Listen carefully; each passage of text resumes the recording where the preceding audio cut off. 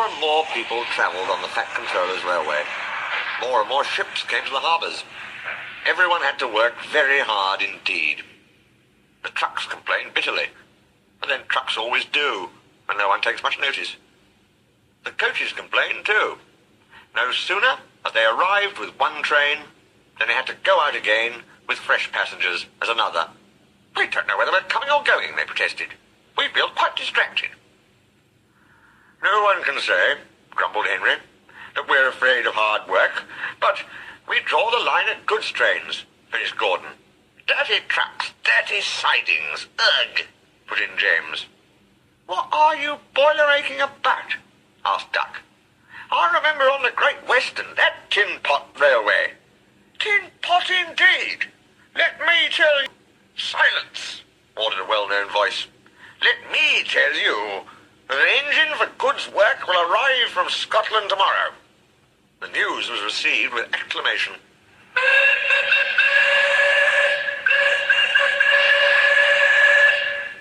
The Fat Controller stared. "Did you say 2 engines, Inspector?" "Yes, sir." "Then send the other back at once." "Certainly, sir." "But which?" The Fat Controller stared again. "Engines have numbers, Inspector," he explained patiently.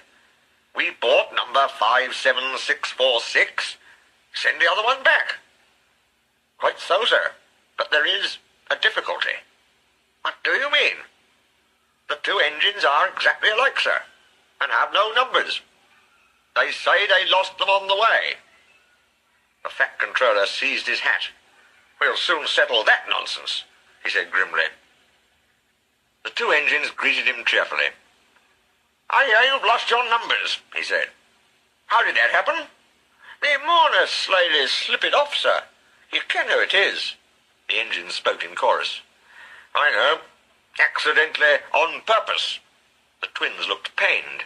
"Sir, you wouldn't be thinking we lost them on purpose." "I'm not so sure," said the Fat Controller. "Now then, which of you is 57646? "Oh, that's, is just what we canna mind." The Fat Controller looked at their solemn faces. He turned away. He seemed to have difficulty with his own. He swung round again. "What are your names?" "Donald and Dougie, sir." "Good," he said. "Then your controller can tell me which of you is which." "Och, he'll get no muckle help for him, sir." "Why?" "He dinna ken our names, sir. How could he? We only given ourselves names when we lost our numbers." "One of you," said the Fat Controller, "is playing truant. I shall find him out and send him home. Inspector," he ordered, "give these engines numbers and set them to work." He walked sternly away. Soon workmen came to give the twins their numbers. Donald was 9 and Douglas 10. When the men went away, they were left alone in the shed. "You may have noticed, Dougie, that yon painters forgot something." "What did they forget?" "They painted braw new numbers on our tenders, but they put none on us." Donald winked broadly at his twin. "Do you mean," grinned Douglas, "that we can—" "Just that," chuckled Donald. "Would you wished?" "Yes, Inspector." "Now 9 and 10, smiled the Inspector. "Here's Duck. He'll show you round before you start work." The twins enjoyed themselves and were soon friends with Duck. They didn't mind what they did. They tackled goods trains and coaches easily. For once the twins had shunted them, trucks knew better than to try any tricks. "We like it fine here," said Donald. "That's good," smiled Duck. "But take my tip. Watch out for Gordon, Henry and James. They're sure to try some nonsense." "Dinna fash yourself," chuckled Douglas. "We'll soon settle them." Donald and Douglas had deep-toned whistles. "They sound like buses," said Gordon. "Or ships," sniggered Henry. "Tugboat Annie," laughed Gordon. "Ha, ha, ha." Donald and Douglas cruised quietly up, one on each side. "You wouldn't be making fun of us, would you now?" asked Donald. Gordon and Henry jumped and glanced nervously from side to side. "No," said Gordon. "No, certainly not," said Henry. That's fine, said Douglas.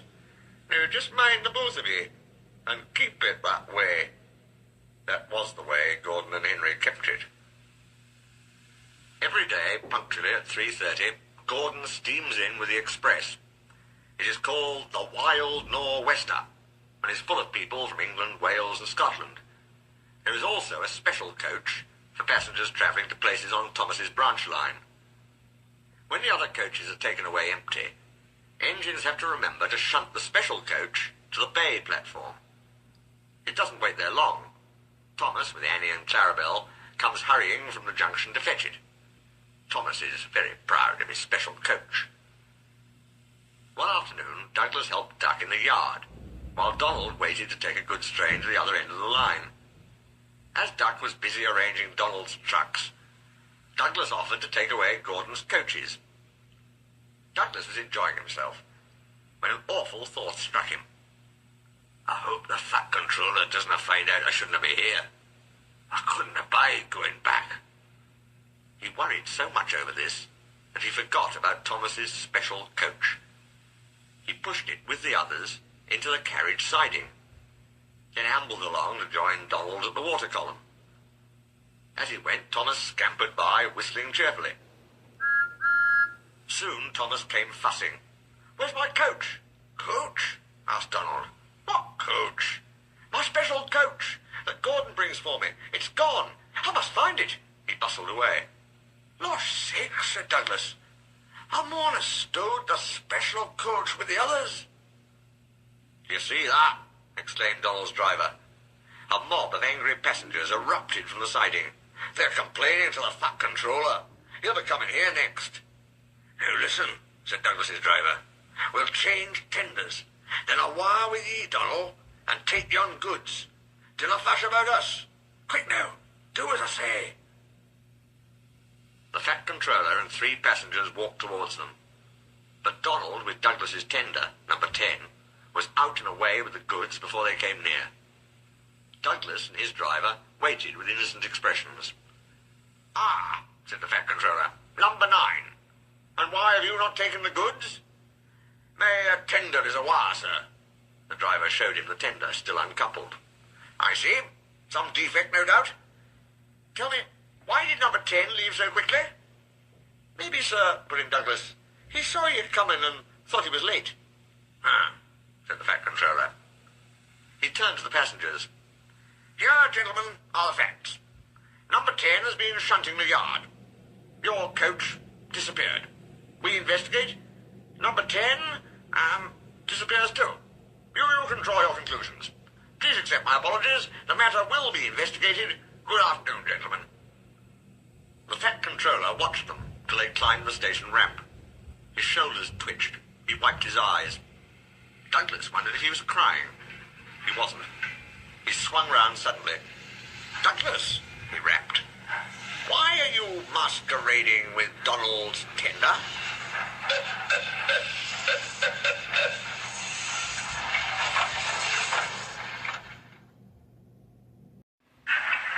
The Fat Controller scolded both engines severely. There must be no more tricks, he said.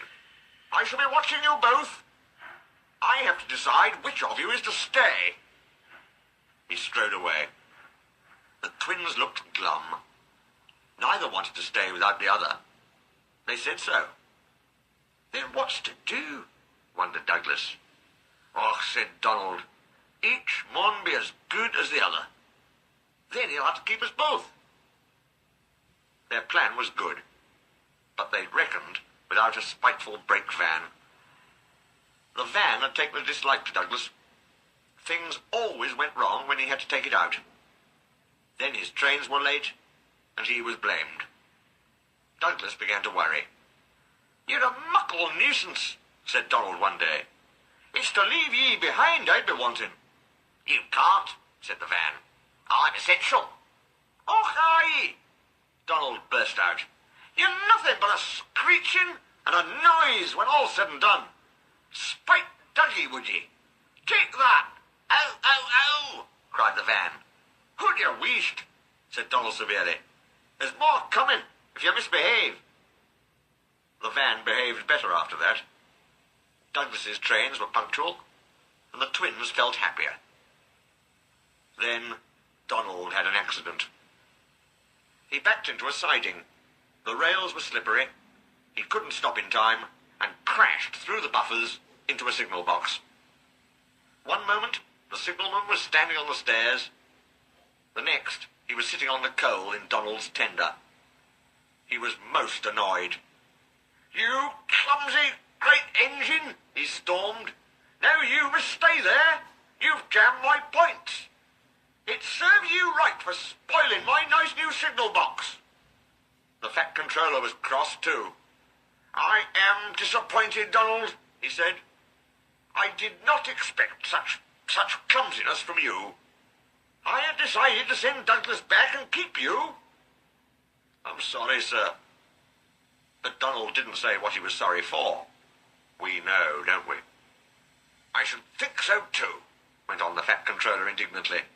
"You have upset my arrangements. It is most inconvenient. Now James will have to help with the goods work while you have your tender mended. James won't like that." The Fat Controller was right. James grumbled dreadfully. "Anyone would think," said Douglas, "that Donald had his accident on purpose. I hear tell," he went on, "about an engine and some tar wagons." Gordon and Henry chuckled. "Shut up," said James. "It's not funny." Well, said Douglas innocently. "Surely, James, it wasn't he? He didn't say."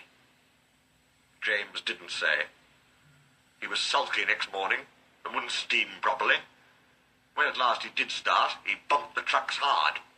"He's cross," sniggered the spiteful brake van. "We'll try to make him crosser still." "Hold back," whispered the van to the trucks. "Hold back," giggled the trucks to each other. James did his best, but he was exhausted when they reached Edward Station. Luckily, Douglas was there. "Help me up the hill, please," panted James. "These trucks are playing tricks." "We'll show 'em," said Douglas grimly. Come on, puffed James crossly. Get moving, you, puffed Douglas from behind. Slowly but surely, the snorting engines forced the unwilling trucks up the hill. But James was losing steam. "I can't do it, he panted. Leave it to me, shouted Douglas. He pushed and he puffed so furiously that sparks leapt from his funnel. Groaned the van. I wish I'd never thought of this. It was squeezed between Douglas and the trucks. Go on, it screamed, but they took no notice. The guard was anxious. Go steady, he yelled to Douglas. The van's breaking. It was too late. The guard jumped as the van collapsed. He landed safely on the side of the line. I might have known it would be Douglas. I'm sorry, sir. Maybe I was clumsy, but I wouldn't have been beaten by yon tricksy van. I see, said the Fat Controller. Edward brought workmen to clear the mess. Douglas was grand, sir, he said. James had no steam left, but Douglas worked hard enough for 3. I heard him from my yard. 2 would have been enough, said the Fat Controller dryly. I want to be fair, Douglas, he went on. I admire your determination, but I don't know. I really don't know. He turned and walked thoughtfully away.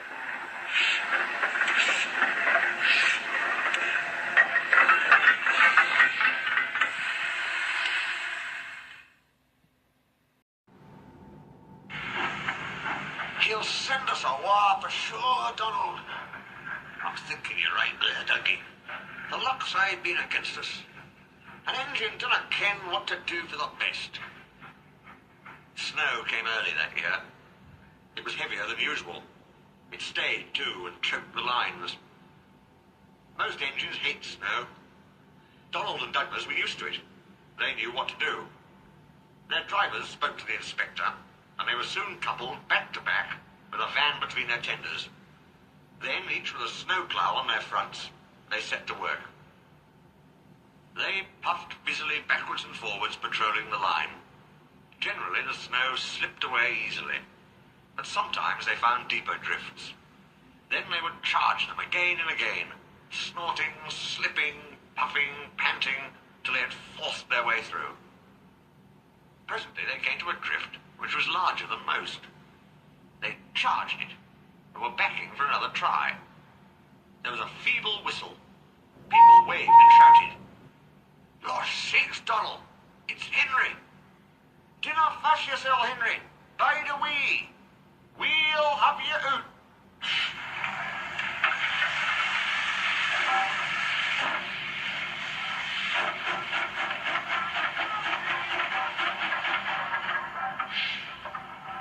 The Fat Controller was returning soon. The twins were glum. "He'll send us back for sure," they said. "It's a shame," sympathized Percy. "A lot of nonsense about a signal box," grumbled Gordon. "Too many of those, if you ask me." "That brake van, too," put in James. "Good riddance, that's what I say." "They were splendid in the snow," added Henry. "It isn't fair." They all agreed that something must be done, but none knew what. One day Percy talked to Edward about it. "What you need," said Edward, "is a deputation." He explained what that was. Percy ran back quickly. "Edward says we need a depot station," he told the others. "Of course," said Gordon. "The question is..." "What is a desperation?" asked Henry. "It's when engines tell the Fat Controller something's wrong and ask him to put it right." "Did you say, tell the Fat Controller?" asked Duck thoughtfully. There was a long silence. "I propose," said Gordon at last, "that Percy be our, disputation." "I," squeaked Percy. "I can't." "Rubbish, Percy," said Henry. "It's easy." "That's settled then," said Gordon.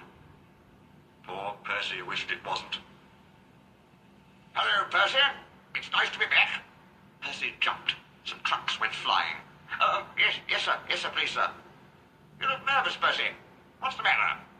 "Please, sir, they've made me a desperation, sir. To speak to you, sir. I don't like it, sir." The Fat Controller pondered. "Do you mean a deputation, Percy?" he asked. "Yes, sir, please, sir. It's Donald and Douglas, sir. They say, sir, that if you send them away, sir, they'll be turned into scrap, sir. That'd be dreadful, sir. Please, sir, don't send them away, sir. They're nice engines, sir." "Thank you, Percy. That will do." He walked away. "I had a deputation yesterday," said the Fat Controller. "I understand your feelings, but I do not approve of interference." He paused impressively. "Donald and Douglas, I hear that your work in the snow was good. What colour paint would you like?" The twins were surprised. "Oh, blue, sir, please." "Very well. But your names will be painted on you. We'll have no more mistakes." "Frankly, sir, does this mean that the both of us..." The Fat Controller smiled. "It means..." But the rest of his speech was drowned in a delighted chorus of cheers and whistles.